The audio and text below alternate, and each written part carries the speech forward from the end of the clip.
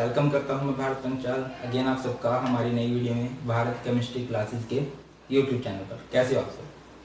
तो केमिस्ट्री जो सारी है वो केमिकल रिएक्शन से रिलेटेड है और जो केमिकल रिएक्शंस होती हैं वो कुछ लॉज पे बेस होती हैं एंड उन लॉज को बोला जाता है laws of chemical combination.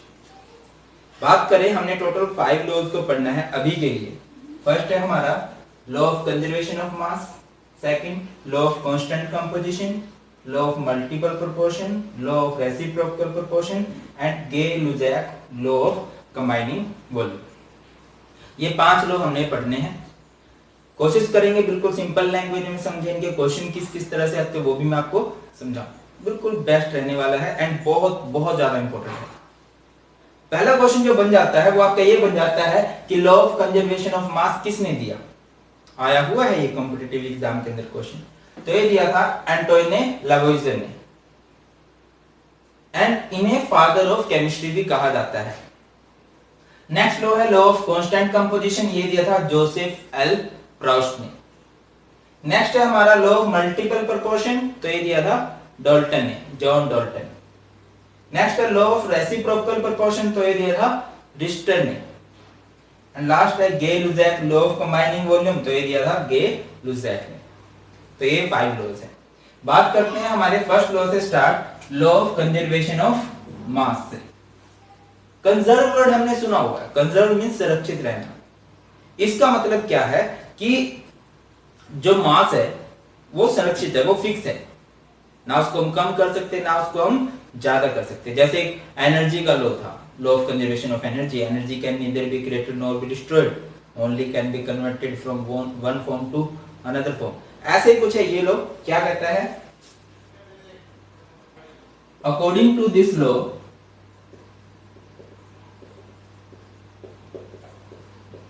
During any physical और केमिकल चेंज,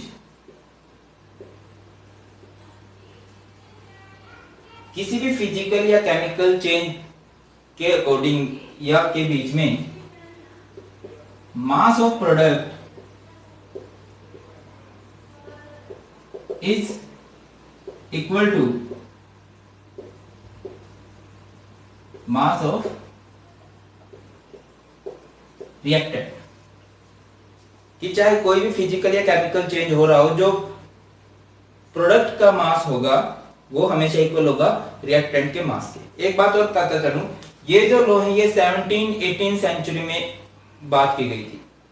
तो अभी इतना टाइम हो चुका है तो इनकी कुछ लिमिटेशंस भी जरूर बनी होंगी या मिल गई होंगी। उस टाइम तक नहीं मिली थी और हम उसी टाइम की बात कर रहे हैं। अभी हम इनकी लिमिटेशंस डिस्कस नहीं करने वाले हैं और वो हमारे सिलेबस में भी नहीं है, ठीक है ना। तो क्या बोला? ड्यूरिंग एनी फिजिकल और chemical change mass of product is equal to the mass of reactant. जैसे मैं क्या बोल रहा हूं कि आपको एक रिएक्शन दे दी है A plus b gives C। अगर मैं कहूं A का मास 10 ग्राम है, B का मास 20 ग्राम है, तो C का मास कितना होगा? C का मास होगा 30 ग्राम। अगर लॉ ऑफ कंजर्वेशन ऑफ मास की अगर हम बात करें। एक क्वेश्चन देखिए, बुक के अंदर है आपके ये question. If 6.3 gram of NaCO3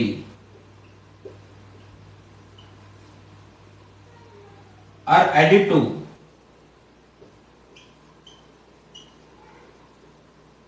15 gram of ethanoic acid, ये एसिटिक एसिड कह सकते हैं, CH3COOH solution, the residue is found to weigh 18 gram.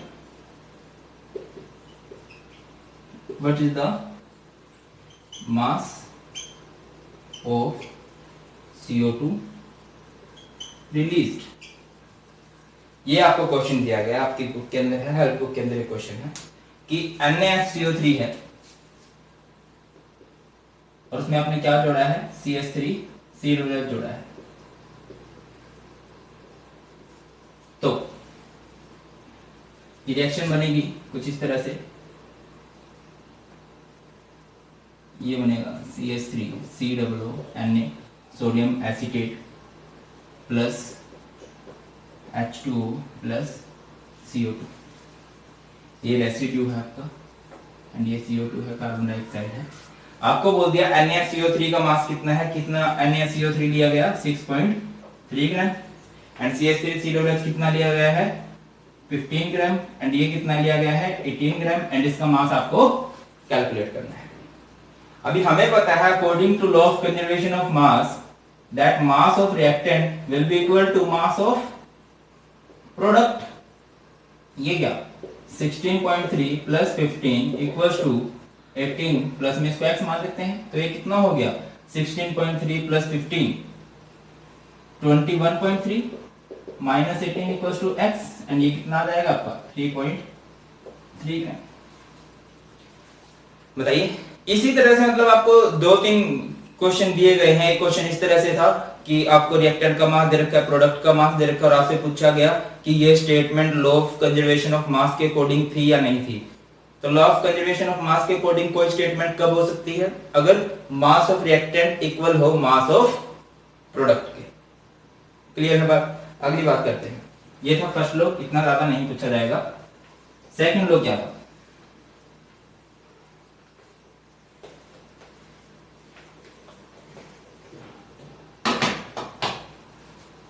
Second law है law of constant composition.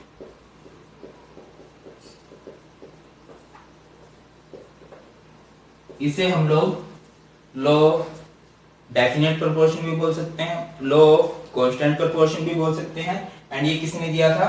J.L. Proust ने ये लॉ दिया था।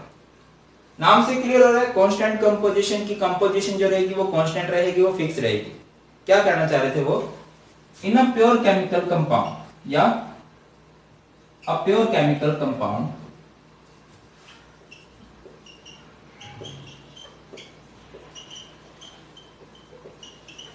always contain same element and in fixed proportion by mass।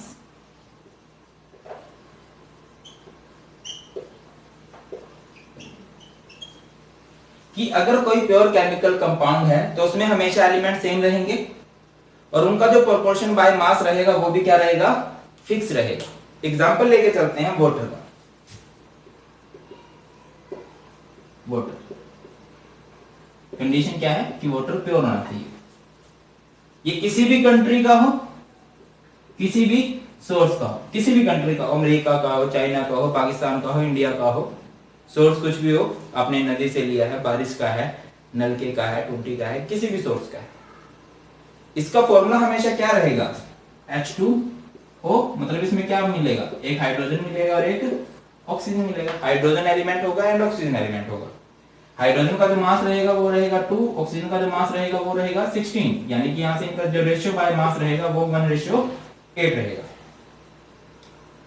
Clear होती है बात कि नहीं होती है? यही था कि कोई भी प्योर केमिकल कंपाउंड है उसकी जो कंपोजिशन है जिससे वो मिलके बना है वो फिक्स रहेगी हमेशा। ये नहीं है कि अमेरिका वालों की जो टेक्नोलॉजी है वो बहुत एडवांस है तो वो कार्बन एंड ऑक्सीजन को मिला के वाटर बना दे, वो चीज पॉसिबल नहीं है। कांस्टेंट कंपोजिशन मतलब फिक्स रहेगी कंपोजिशन। बात करते हैं नेक्स्ट लॉ की।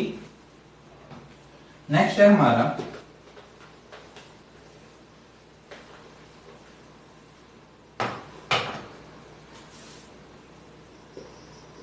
Law of multiple proportion.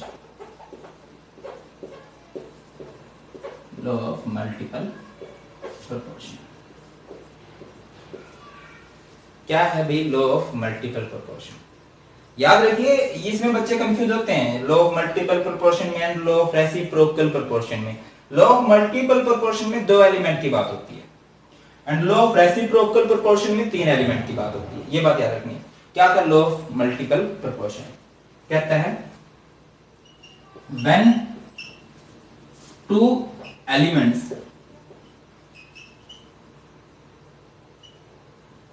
combine together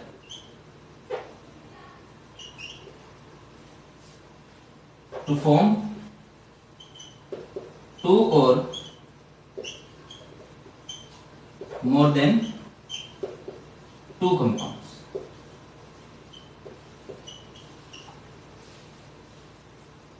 दो एलिमेंट जुड़े और उन्होंने जुड़ के दो या दो से ज्यादा कंपाउंड बनाए. One element combined with the fixed mass of other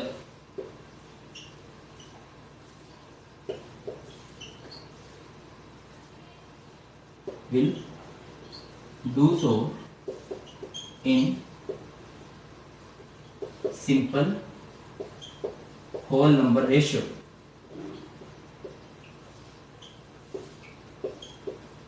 by mass. ये क्या कहता है? रिपीट कर रहा हूं, सिंपल सी समझिए इस बात को. ये क्या कहना चाह रहा है कि दो एलिमेंट और दो एलिमेंट जुड़े और उन्होंने दो या दो से ज्यादा कंपाउंड बनाए. उनमें से एक का मास आपने फिक्स रखा और दूसरे का मास आप चेंज करते रहे. जिसका मास आप चेंज कर रहे हो ना, जब उसके मास का रेशियो आप निकालोगे तो वो एक सिंपल होल नंबर रेशियो होगा. एंड मैं रिपीट कर रहा हूं भाई, ये जितने भी लॉज हैं इनकी लिमिटेशंस भी हैं. आज के टाइम में इनकी लिमिटेशंस है, बट बहुत टाइम तक इनकी कोई लिमिटेशन नहीं मिलेगी. तो देखो, जैसे कि दो एलिमेंट जुड़े, कौन कौन से? हाइड्रोजन एंड ऑक्सीजन, ये जुड़े हैं. इन्होंने मिलकर क्या किया? पहले बनाया वाटर, फिर बनाया हाइड्रोजन पेरोक्साइड. अब क्या कह रहे हैं, देखिए दो एलिमेंट जुड़े हैं, हाइड्रोजन और ऑक्सीजन जुड़े हैं, और इन्होंने दो कंपाउंड बनाए. कम से कम दो कंपाउंड बनाए, वो दो से ज्यादा जितने मर्जी हो सकते हैं. दो कंपाउंड बनाए, एक का मास फिक्स रखा और दूसरे का मास आपने चेंज किया. इसका मास यहाँ पे भी 2 है, यहाँ पे भी 2 है. इसका मास यहाँ पे कितना है? यहाँ पे वाटर के अंदर इसका मास है 16 एंड हाइड्रोजन पेरोक्साइड के अंदर इसका मास कितना है? 32. तो यहां से अगर आप इसके मास का रेशियो निकालोगे तो वो कितना आएगा? 1:2. बात क्लियर हो रही है कि नहीं हो रही है? चलो मैं दूसरा एग्जांपल देता हूं आपको.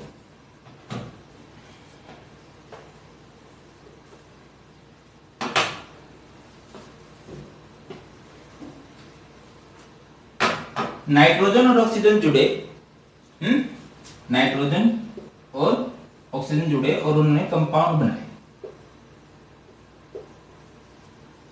फर्स्ट मान लीजिए NO2 बनाया, फिर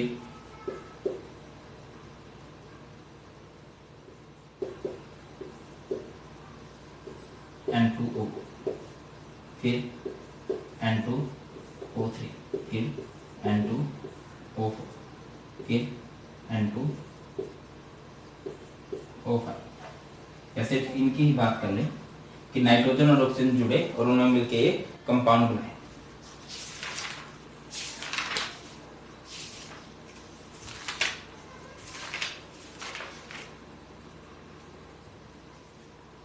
एक बार उन्होंने बनाया था N2O और एक बार उन्होंने बनाया था NO. ये कंपाउंड बनाए हैं भाई, N2O, NO, N2O3, N2O4 and N2O5. अभी एक बात है दैट कि एक का मास हमें क्या रखना है? फिक्स रखना है. तो किसका मास फिक्स रख सकते हो आप? किसी का भी, जो आपका दिल करे. बट यहां से देखें तो नाइट्रोजन का मास फिक्स रखा जाता है सिर्फ इस केस को छोड़ के. ये केस क्या किया जा सकता है? इसको 2 टाइम्स कर दें, नाइट्रोजन 2 हो जाएंगे, ऑक्सीजन भी 2 हो जाएंगे. नाइट्रोजन का मास कितना है यहाँ पे? इस केस के 28, 28, 28, 28 एंड 28. ऑक्सीजन का मास कितना है अभी? यहाँ पे 16, यहाँ पे 32, 48, 64, 80. क्या बात थी? When two elements combine to form two or more compounds, when one element combined with fixed mass of other, that element will do so in fixed proportion by mass या simple whole number ratio by mass. ये बात थी. देखिए इसका मास आपने same रखा, जिसका mass change कर रहे हो. ऑक्सीजन का 16, 32, 48, 64 80 रेशियो निकालिए 1:2:3:4:5 सिंपल होल नंबर रेशियो है या नहीं है भाई? तो एक क्वेश्चन देख लेते हैं, लॉ ऑफ मल्टीपल प्रोपोर्शन से रिलेटेड क्या आया है। स्टेटमेंट है carbon is found to form 2 oxide, carbon 2 oxide बना रहा है which contain 42.9% and 27.3% carbon respectively. Show that these figures illustrate the law of multiple proportion. 2 oxide हैं जिसमें से एक में कार्बन है 42.9% और दूसरे में कार्बन है 27.3%, और आपको ये बताना है कि क्या ये लॉ ऑफ मल्टीपल प्रोपोर्शन के अकॉर्डिंग है। क्या था law of multiple proportion? 2 element combine होंगे एक से ज्यादा कंपाउंड बनाने के लिए, एक का मास फिक्स रख के जिसका मास चेंज हो रहा है अगर उसके मास का आप रेशियो निकालोगे तो वो सिंपल होल नंबर रेशियो होगा। अभी देखिए आप इस केस में फर्स्ट ऑक्साइड के अंदर कार्बन कितना दिया हो 42.9%, ऑक्सीजन कितना होगा यहाँ पे, ऑक्साइड है ना यानी कि कार्बन और ऑक्सीजन है, तो ये 42.9% है तो ये कितना होगा 57.1%। सेकंड ऑक्साइड में देखिए कार्बन कितना है 27.3%, तो ऑक्सीजन कितना बचा 72.7%। अभी केस 1 की बात करें, हमें दिखाई दे रहा है कि भाई ऑक्सीजन अगर 57.1 ग्राम है तो वो कंबाइन कर रहा है कितने कार्बन के साथ 42.9 ग्राम कार्बन के साथ। तो मैंने बोला एक का मास आपको फिक्स करना पड़ेगा। मान लेते हैं हमने ऑक्सीजन का मास फिक्स कर दिया कितना 1 ग्राम। अगर 57.1 ग्राम ऑक्सीजन इतने कार्बन के साथ कंबाइन कर रहा है तो 1 कितने के साथ करेगा 42.9 बाय 57.1 आएगा आपका 0.751 ग्राम ऑफ कार्बन के साथ। सेकंड केस की बात करें तो सेकंड केस से हमें क्या पता लगता है कि 72.7 ग्राम ऑक्सीजन कंबाइन करता है 27.3 ग्राम कार्बन के साथ। अगर यही 1 ग्राम ऑक्सीजन होता तो ये कितने के साथ कंबाइन करता है 27.3 बाय 72.7 यानी कि 0.376 ग्राम ऑफ कार्बन के साथ। अब एक का मास आपने फिक्स कर दिया, जिसका मास आप चेंज कर रहे हो उसके मास का रेशियो निकाल लो, निकाल लीजिए 0.751 to 0.376 और ये आएगा 2:1 है कि नहीं, सिंपल होल नंबर रेशियो है। यही तो बात लॉ ऑफ मल्टीपल प्रोपोर्शन ने कही। Thank you so much for watching this video. I hope कि वीडियो आपको अच्छी लगी है, मेरे एफर्ट्स आप लोगों को पसंद आए हैं। अच्छी लगी है तो वीडियो को लाइक कीजिएगा, अपने फ्रेंड्स के साथ शेयर कीजिएगा, चैनल को सब्सक्राइब जरूर कीजिएगा। इन सभी चीज़ों से मोटिवेशन मिलता है बहुत ज़्यादा और ज़रूरत है। जैसे आपको मोटिवेशन की जरूरत होती है, हमें भी मोटिवेशन की जरूरत होती है। वीडियो कैसी लगी है आप कमेंट में बता सकते हैं मुझे, एंड नेक्स्ट वीडियो आप किन टॉपिक से चाहते हो वो भी आप मुझे कमेंट करके बता सकते हो। थैंक यू सो मच, जल्दी मिलते हैं नई वीडियो में। जय हिंद।